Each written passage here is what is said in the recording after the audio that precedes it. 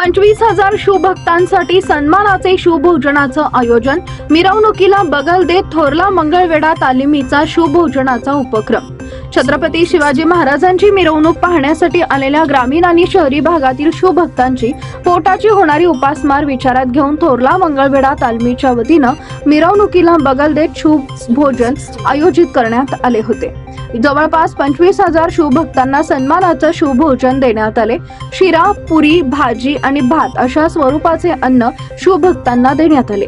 छत्रपती शिवाजी महाराजांची जयंती मिरवणूक पाहण्यासाठी येणाऱ्या 25,000 शिवभक्तांसाठी शिवभोजन देण्यात आले। थोरला मंगळवेढा तालमीच्या वतीने या शिवभोजनाचं आयोजन करण्यात आले।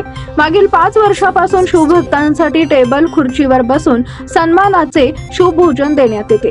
यापुढेही हे शिवभोजन सुरूच राहील अशी माहिती आयोजक अमोल शिंदे यांनी दिली आहे। आज आपल्या राजाची जयंती 19 फेब्रुवारी जगभरामध्ये अतिशय उत्साहाच्या आनंदाच्या वातावरणामध्ये साजरी होत असताना सोलापूर शहरामध्ये सुद्धा भव्य अशी मिरवणूक छत्रपती शिवाजी महाराजांची निघत असताना या मिरवणुकीमध्ये सामील झालेले ग्रामीण भागातले शिवभक्त असतील, ग्रामीण भागातल्या आमच्या महिला भगिनी असतील, शहरी भागातल्या आमच्या महिला भगिनी असतील आणि या मिरवणुकीसाठी बंदोबस्तात असलेले आमचे पोलीस बांधव असतील, यांच्या जेवणाची सोय कुठेतरी व्हायला पाहिजे। उपाशीपोटी आलेला सकाळपासून मिरवणूक बघण्याकरता आलेला शिवभक्त उपाशीपोटी घरी गेला नाही पाहिजे या मानसिकतेतून 6 वर्षापूर्वी हा उपक्रम सुरू केला।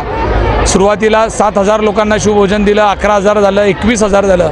यावर्षी मंडळाच्या वतीनं 25,000 शिवभक्तांना संपूर्ण जेवण म्हणजे त्या जेवणामध्ये टेबल खुर्चीवर ज्या पद्धतीनं पाहुण्यांना आपण पाहुणचार करतो, कुठेही आपल्या शिवभक्ताला प्रसाद म्हणून हात पसरून न घेता त्यांना सन्मानाने जेवण देणं ह्या विचार मानसिकतेतून हा कार्यक्रम केला।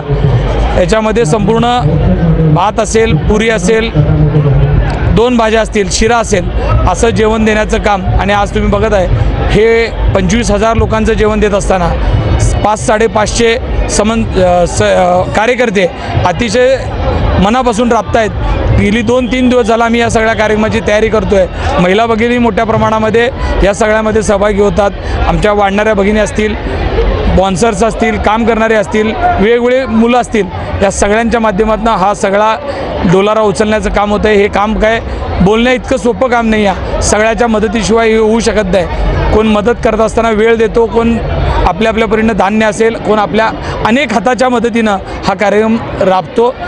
हे करत असताना मी माझं भाग्य समजतो की छत्रपती शिवाजी महाराजांच्या जयंतीनिमित्त अशा शुभ दिवशी आपल्याला दान म्हणजे दान म्हणणार नाही मी, त्यांच्यासोबत आपल्याला ते कार्यक्रम करण्याचा योग येतो, ह्यापेक्षा माझ्यासाठी कुठला आनंदाचा क्षण नाही। खरं तर आपलं उद्दिष्ट 25,000चं आहे, मात्र 25पेक्षा जास्त या ठिकाणी शिवभक्त दिसत आहेत। काय सांगाल, कसा आनंद व्यक्त?